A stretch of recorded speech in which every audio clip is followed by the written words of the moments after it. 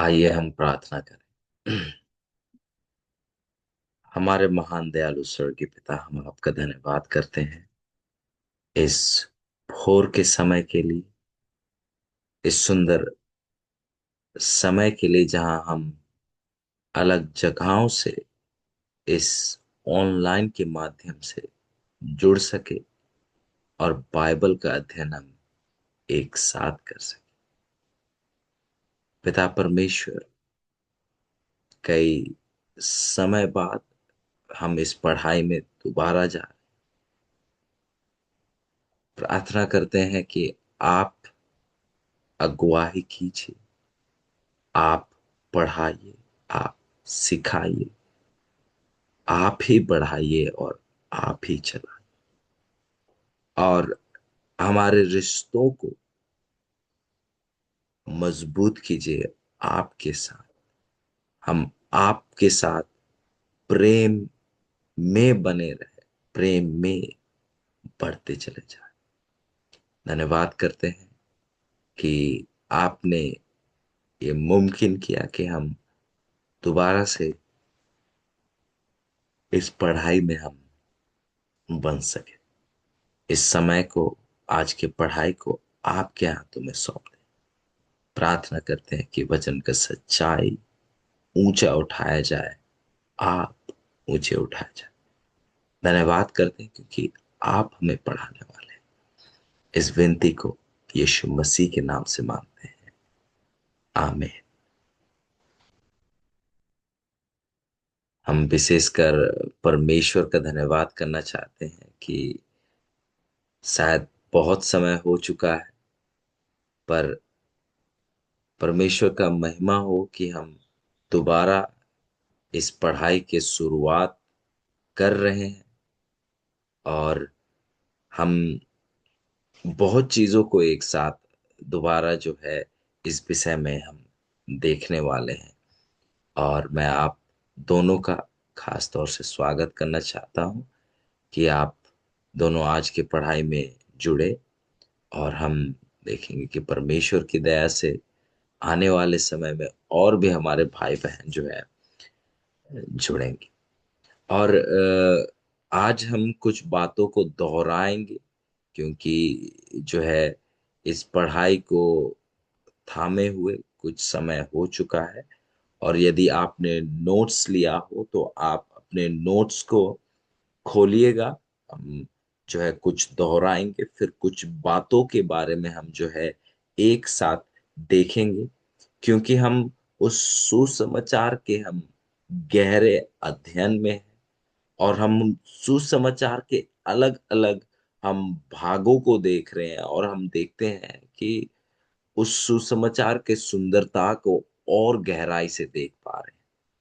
और जैसे हमने पढ़ाई के दौरान एक गहरा वचन का सच्चाई को हमने देखा था, वो ये था कि सुसमाचार आनंद काल से भी बड़ी है।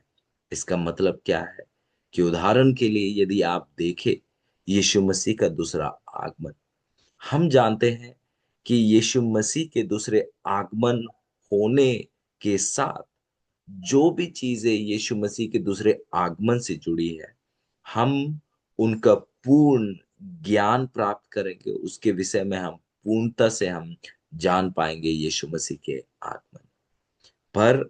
यदि हम सुसमाचार की बात करें तो यीशु मसीह का ये सुसमाचार को हम हमेशा के जीवन में भी, अनंत काल में भी हम उसकी गहराई में जाते चले जाएंगे।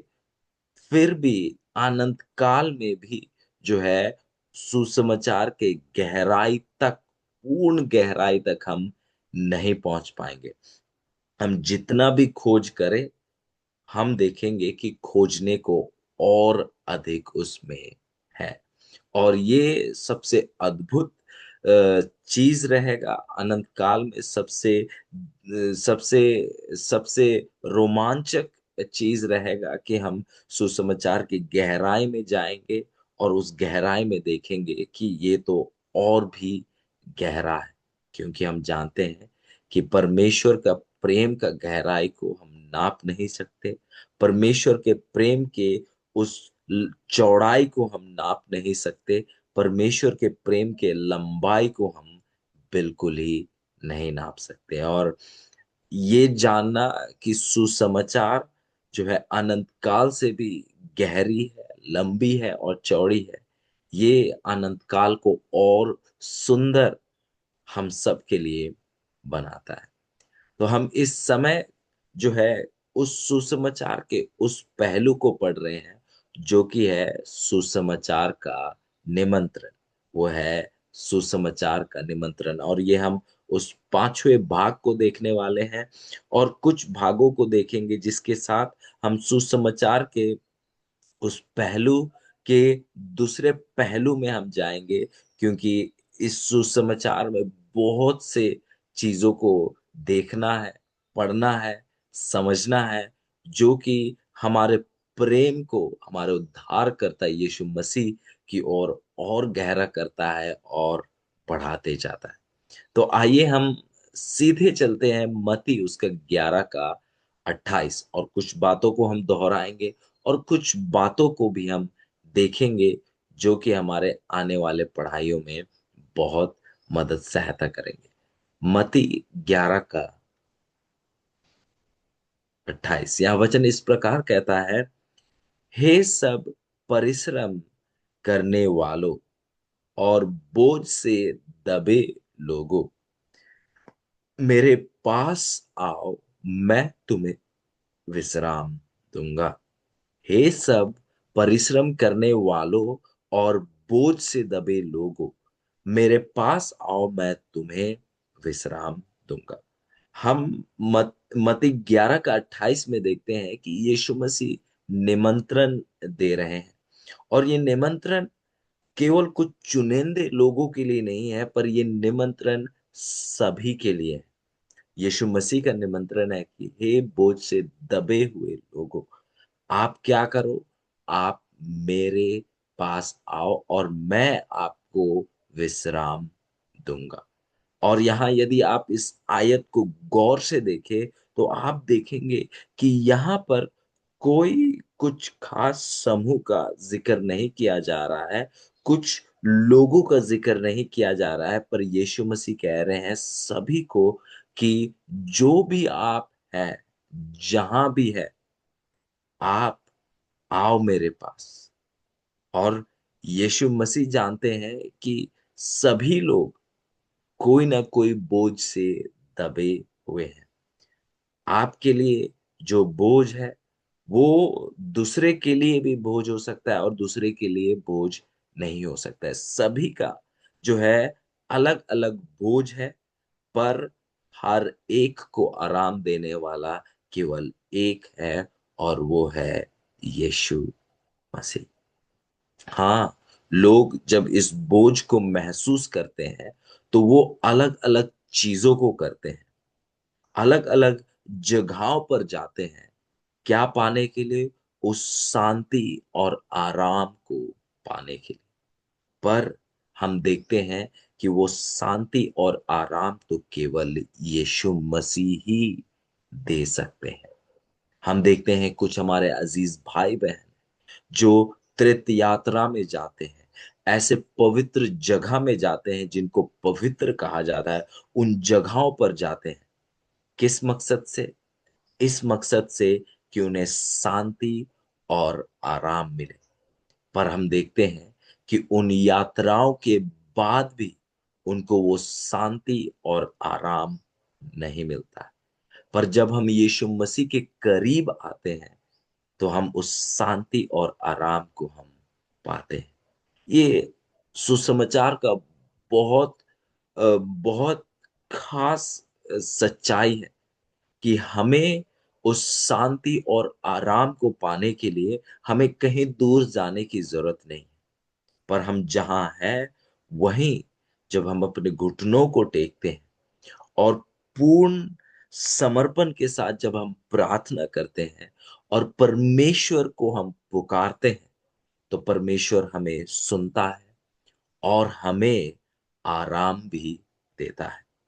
और शायद आप जो यहाँ आज के पढ़ाई में बने हुए हैं, आप इस बात का गवाही दे सकते हैं कि जब आपने बोझ को महसूस किया, जब आपने उस दबाव को महसूस किया, जब आपको ऐसा लगा कि आपके लिए इर्द-गिर्द कोई नहीं है और जब ऐसा स्थिति से आप जब गुज़र रहे थे और जब आपने प्रार्थना किया, आपने उस आराम को महसूस किया, उस शांति को महसूस किया।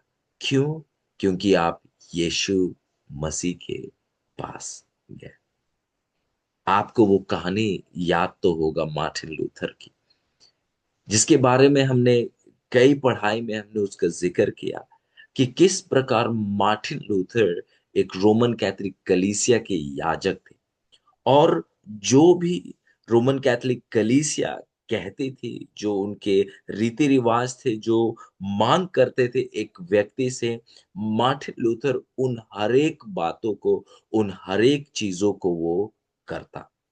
पर फिर भी उसके मन में एक शांति, एक आराम जो है उसे महसूस नहीं होता। उसे जो है वो विश्राम की जिसकी वो खोज में था, वो उसको बिल्कुल ही नहीं मिलता। एक समय बताया जाता है कि वो जो है पाप के बोझ से इतना दबाव महसूस कर रहा था, वो अपने आप को एक पापी की तरह महसूस कर रहा था और वो उस दबाव से छुटकारा पाना चाहता था और उसके बाद वो जो है उस सीढ़ी जिसको विश्वास किया जाता था, जो कि आज भी आप रोम में देखेंगे, विश्वास किया जाता था कि वो ही सीढ़ी है जिस पर जो है यीशु मसीह जब पिलातुस के यहाँ जब परखे जाने के लिए ले जाया गया तो यीशु मसीह चढ़े।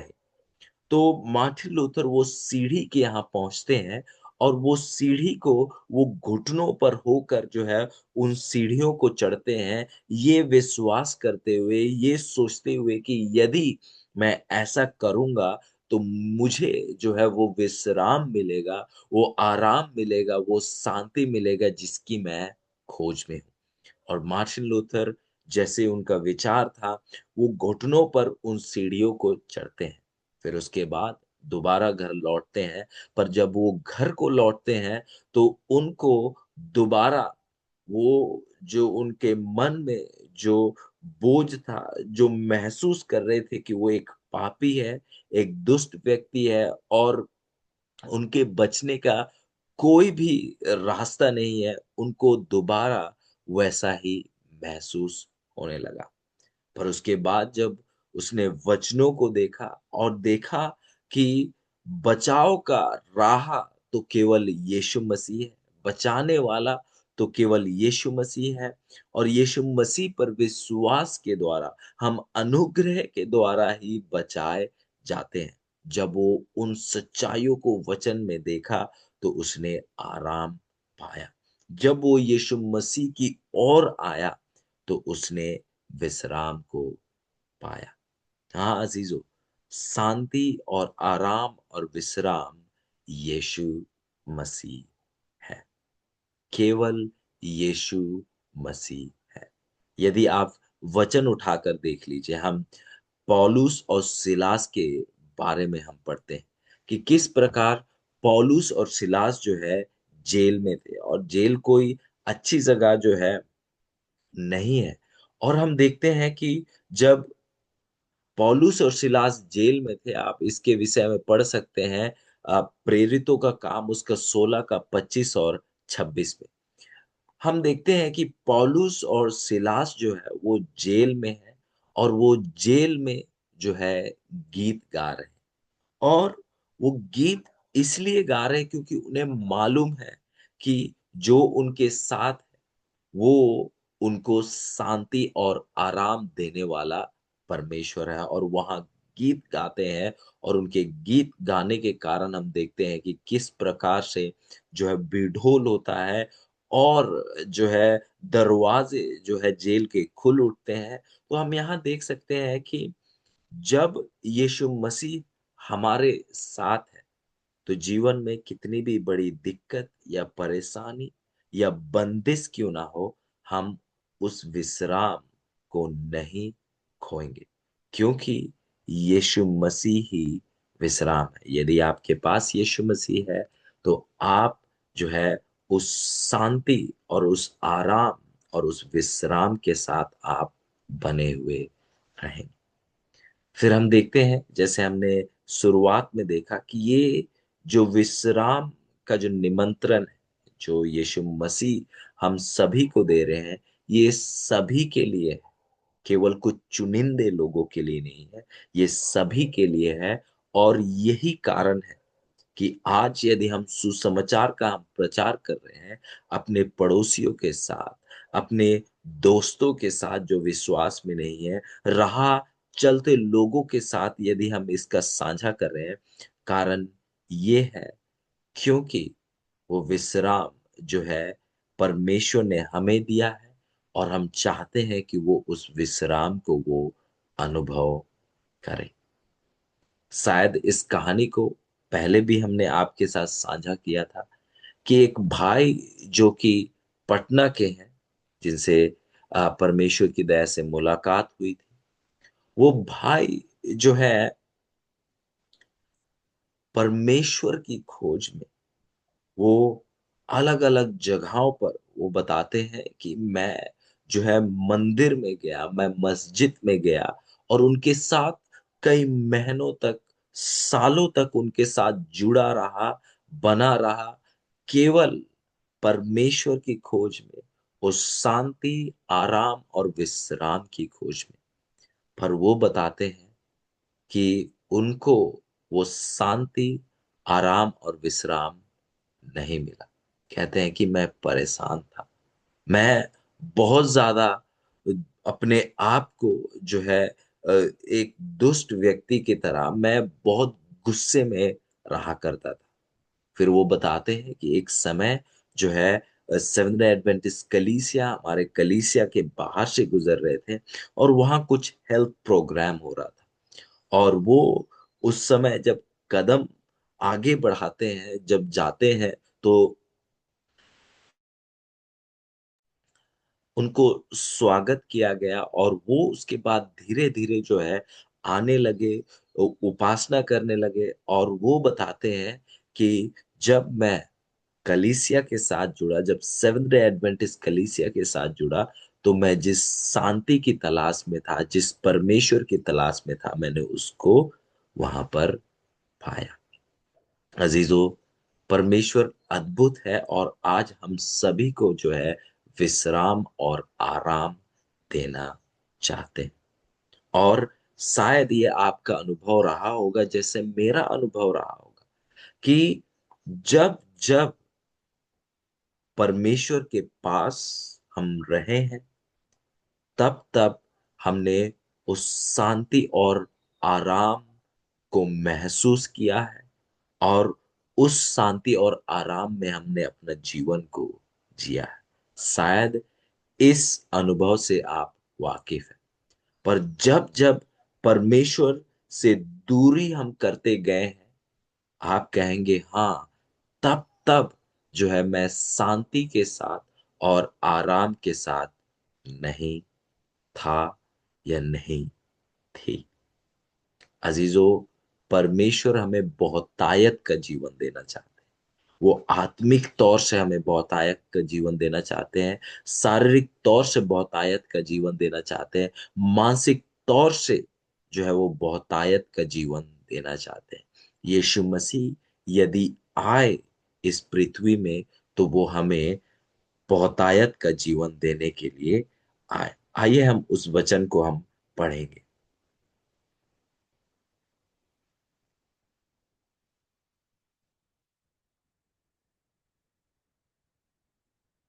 ओके, ये हमें मिलता है यूहन्ना 10 का 10 में। देखिए यहाँ यीशु मसीह हमसे किस तरह उस सच्चाई को हमारे सामने पेश करते हैं। 10 का 10 यहाँ वचन इस प्रकार से कहता है कि चोर किसी और काम के लिए नहीं, चोर किसी और काम के लिए नहीं, परंतु केवल चोरी करने और घात करने और नष्ट करने को आता है। मैं इसीलिए आया कि वे जीवन पाए और बहुतायत से पाए। यीशु मसीह आपको, हम सभी को बहुतायत का जीवन देना चाहते हैं। पर वो ऐसा क्यों करना चाहते हैं? क्योंकि वो आपसे, हम सबसे जो है बहुतायत से प्रेम करते हैं। जैसे वचन कहता है कि वो हमसे जो है अनंत प्रेम के साथ उन्होंने हमें प्रेम किया है। आइए हम उस आयत को भी देखेंगे। परमेश्वर अद्भुत है, परमेश्वर अद्भुत है। और आइए हम उनके प्रेम के विषय में हम यहाँ देखेंगे। आइए हम यिर्मयाह उसका 31 का 3 को देखेंगे। यिर्मयाह 31 का 3। देखिए वचन क्या कहता है। वचन यहाँ इस प्रकार कहता है, यहोवा ने मुझे दूर से दूर से दर्शन देकर कहा है, मैं तुझ से सदा प्रेम रखता आया हूं, इस कारण मैंने तुझ पर अपनी करुणा बनाई रखी है। अजीजों, परमेश्वर हमसे सदा प्रेम रखते आए हैं। यदि मैं आपसे सवाल करूं कि आप मुझे बताइए अपने जीवन में जब आपको परमेश्वर ने प्रेम नहीं किया, और आप कहेंगे कि ऐसा समय मेरे जीवन में कभी भी नहीं था। हाँ अजीजों, परमेश्वर ने हमें हमारे हमारे माँ के कोख में बनने से पहले, हमारा माँ के कोख में शुरुआत होने से पहले ही उन्होंने हमसे बहुतायत का प्रेम किया है।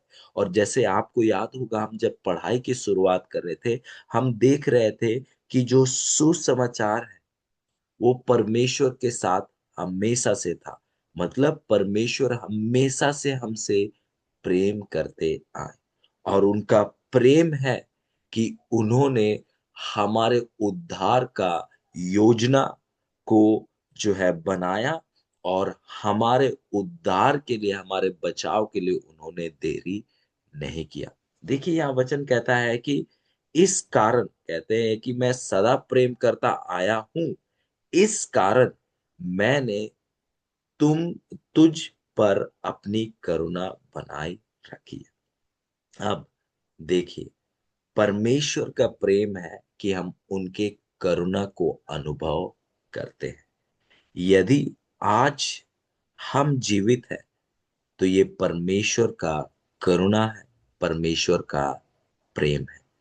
और परमेश्वर ने यदि हमें जीवित रखा है तो परमेश्वर यह भी जानते हैं कि इस दिन में हमारा किस तरह से ख्याल रखना है, किस तरह का से हमारे जरूरतों को पूरा करना है, कि हम उस शांति और आराम को हम अनुभव करें।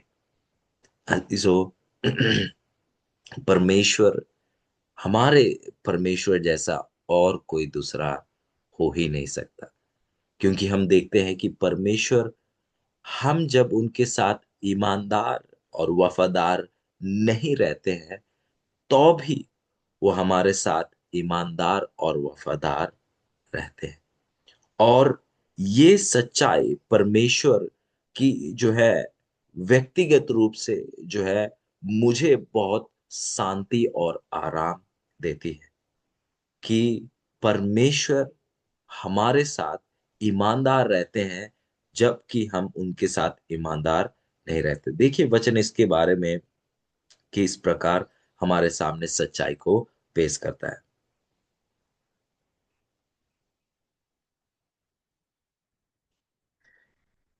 आइए हम देखते हैं इसको।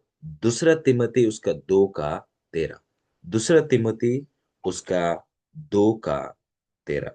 देखिए यहाँ वचन क्या कहता है। परमेश्वर देखिए कितने अद्भुत है। यहाँ वचन कहता है कि यदि हम अविश्वासी भी हो, देखिए कहता है कि यदि हम अविश्वासी भी हो तो भी वो विश्वास योग्य बना रहता है, क्योंकि वह आप अपना इनकार नहीं कर सकता। देखिए वचन कितने सुंदर तरीके से बताता है कि जब हम जो है उन पर विश्वास नहीं करते, जब हम उनका इनकार करते हैं, जब हम उनको ठुकराते हैं, तो भी वो विश्वास योग्य, मतलब वो तो भी हमारे साथ ईमानदारी के साथ जो है रिश्ता बनाए रखते हैं। और जब मैं अपने जीवन को देखता हूं तो मैं वाकई में कह सकता हूं कि ये आयत जो है बिल्कुल सच्ची है। जब आप अपने जीवन को देखते हैं, आप कहेंगे कि हाँ, बिल्कुल परमेश्वर विश्वास योग्य रहते हैं। जब जब हम अविश्वासी की तरह उनके साथ व्यवहार करते हैं। परमेश्वर अद्भुत है। परमेश्वर जैसा और कोई नहीं है। और वो हमारे साथ जो है ईमानदारी के साथ, वफादारी के साथ बने हुए हैं। वो हमसे प्रेम लगातार करते जाते हैं। क्यों? क्योंकि वो नहीं चाहते कि हम हमारे जीवन में कोई ऐसा पल हो जब हम ऐसे महसूस करें कि हम ठुकराए गए हैं, हम छोड़े गए हैं। वो कभी नहीं चाहते कि हम उस अशांति को जो है हम महसूस करें। वो हमेशा चाहते हैं कि हम उस शांति को, उस विश्राम को महसूस करें। वो शांति और विश्राम जो है परमेश्वर की मौजूदगी है। परमेश्वर ईमानदार है, इस बात से हम सभी को मिलती है। आइए हम इस वचन को और देखेंगे। एक और वचन है, देखिए वो यीशु मसीह के विषय में क्या कहता है। आइए इसके लिए हम देखते हैं कि आ, एक खास तौर से ये वचन जो है शायद हम प्रकाशित वाक्य में हम देखेंगे। ओके।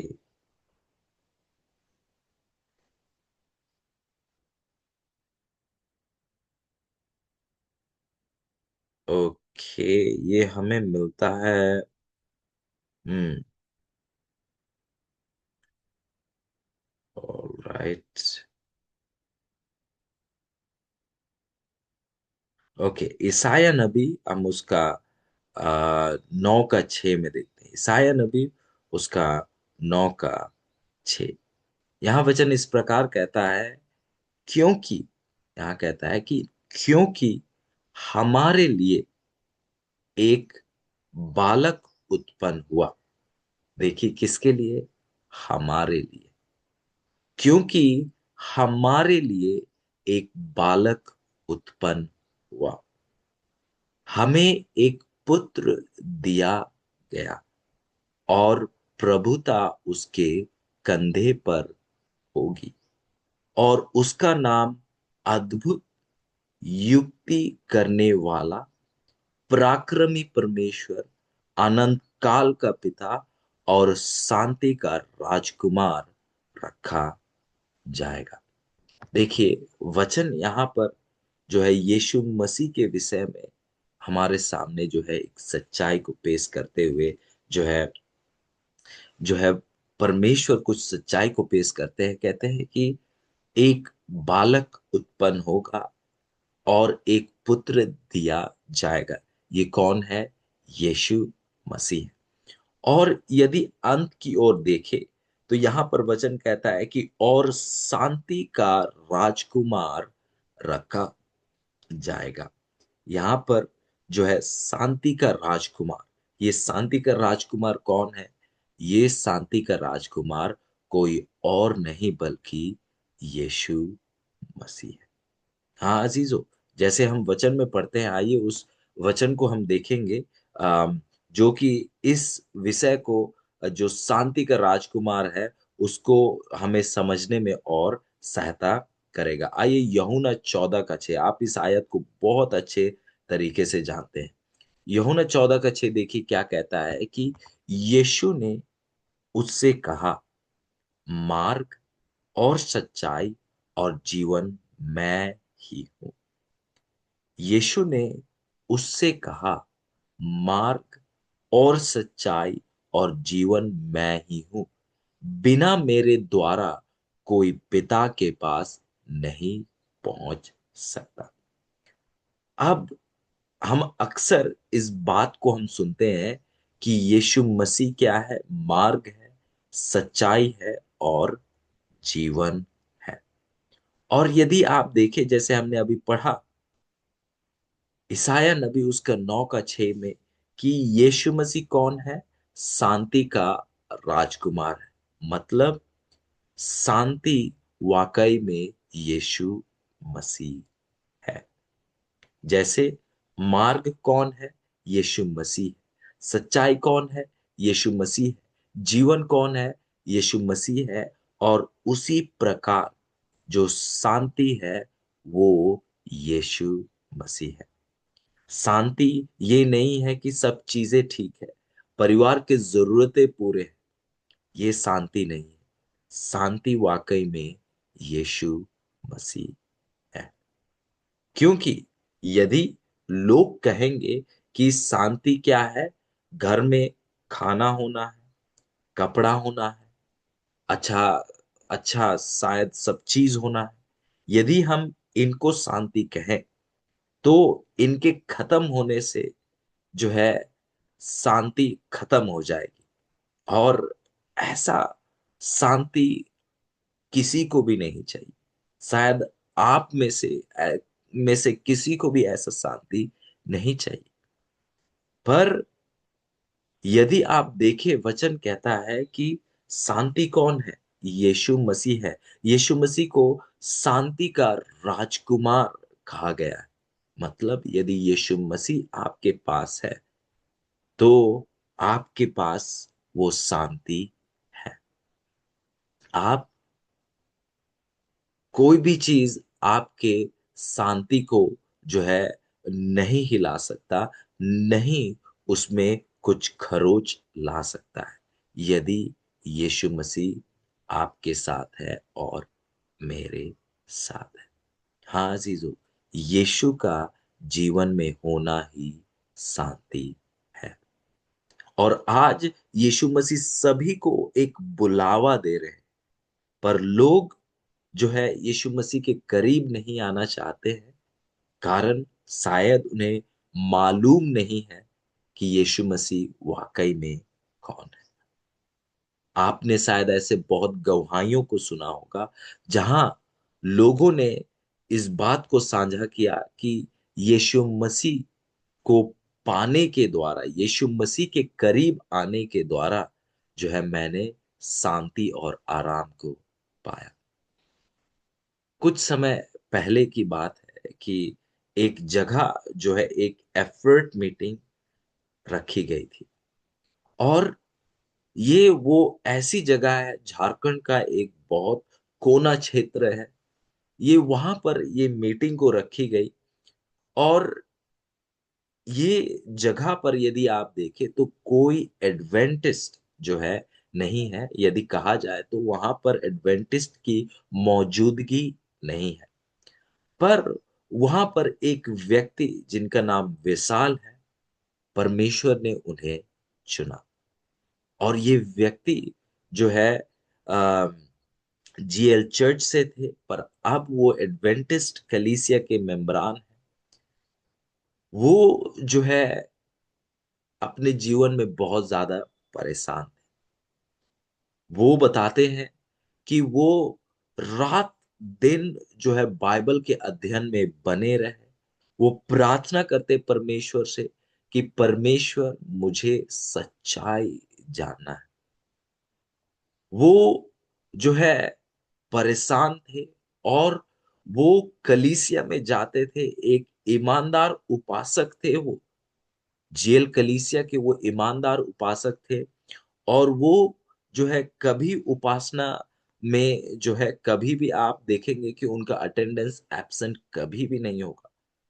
पर वो हर एक उन चीजों को करने के बावजूद जो है उनको शांति नहीं थी।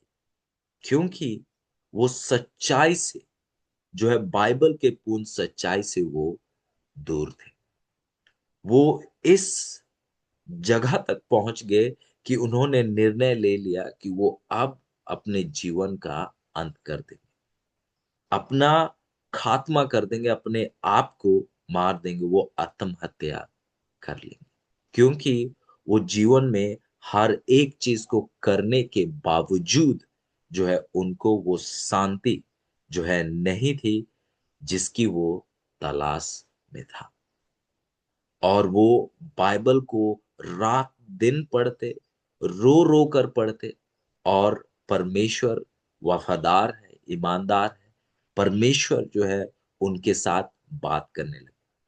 जब वो वचन को खोलते, वो बताते हैं कि उनको एक आवाज आती है और वो आवाज उनसे कहती है कि आप इस जगह खोलिए।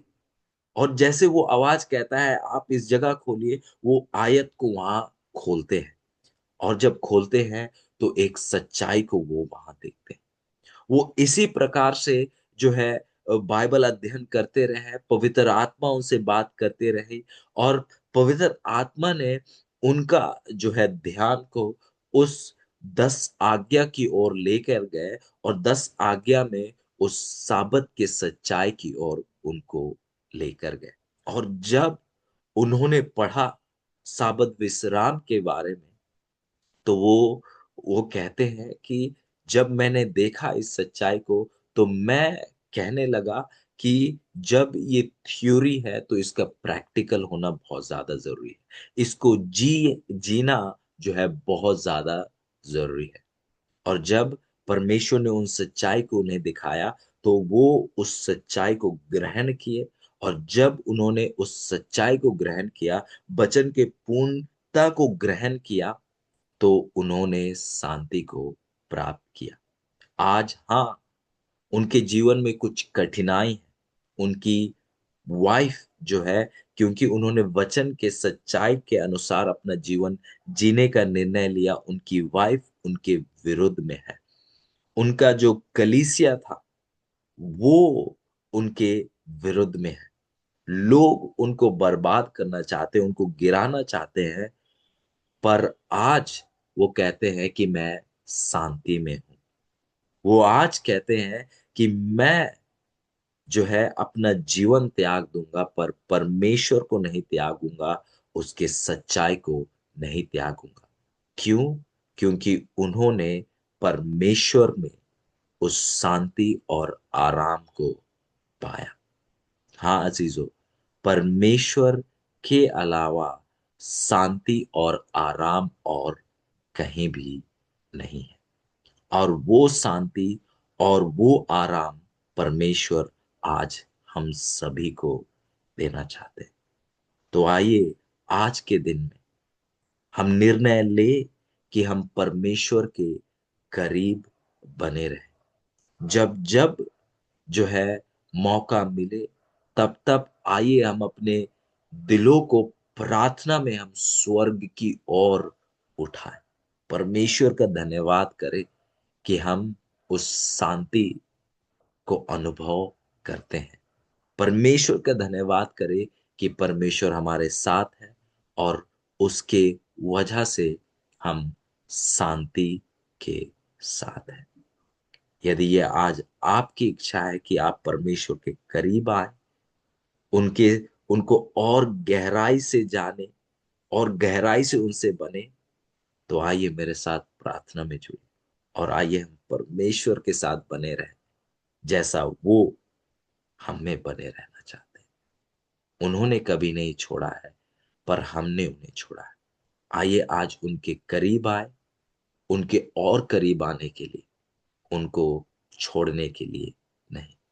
आइए हम प्रार्थना करें। महान दयालु स्वर्गीय पिता, आप अद्भुत है, और आज हमें निमंत्रण दे रहे हैं कि हम आपके करीब आए, और करीब आने के लिए, आपसे दूर जाने के लिए। पिता परमेश्वर, हम में कोई ऐसी बल ताकत नहीं कि हम आप में बने रह सके। हम प्रार्थना करते हैं कि आप हमें अपने आप में बनाए रखें।